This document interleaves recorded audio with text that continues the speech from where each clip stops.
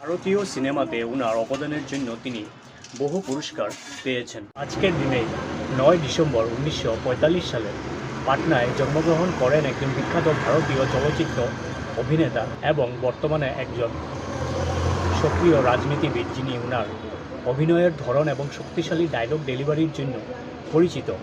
তিনি হইলেন শত্রুঘ্ন সিনহা। ওনার পিতা ছিলেন ভুবনেশ্বরী প্রসাদ সিনহা এবং ওনার মাতা ছিলেন শ্যামা দেবী সিনহা। তিনি 1970-এর দশকের প্রথম দিকে পার্শ্ব চরিত্রের অভিনয়ের মাধ্যমে জনপ্রিয়তা অর্জন করেন।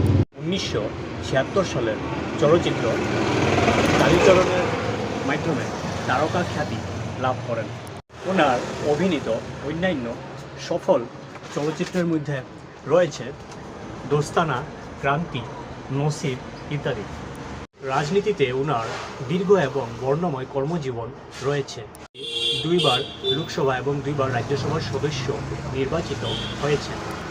বাজপেয়ী সরকারের অধীনে তিনি স্বাস্থ্য ও পরিবার কল্যাণ মন্ত্রক এবং জাহাজ মন্ত্রকের ক্যাবিনেট মন্ত্রী হিসেবেও দায়িত্ব পালন করেছেন। তিনি প্রথমে ভারতীয় জনতা পার্টি বিজেপির একজন সিনিয়র নেতা ছিলেন।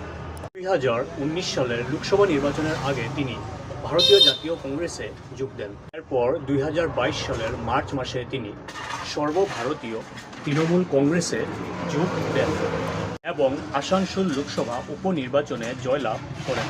ভারতীয় সিনেমাতে ওনার অবদানের জন্য তিনি বহু পুরস্কার পেয়েছেন, যার মধ্যে রয়েছে BFJA সেরা সাপোর্টিং অভিনেতা পুরস্কার, পাঞ্জাব কলা শ্রী পুরস্কার এবং লাইফ টাইম অ্যাচিভমেন্ট অ্যাওয়ার্ড।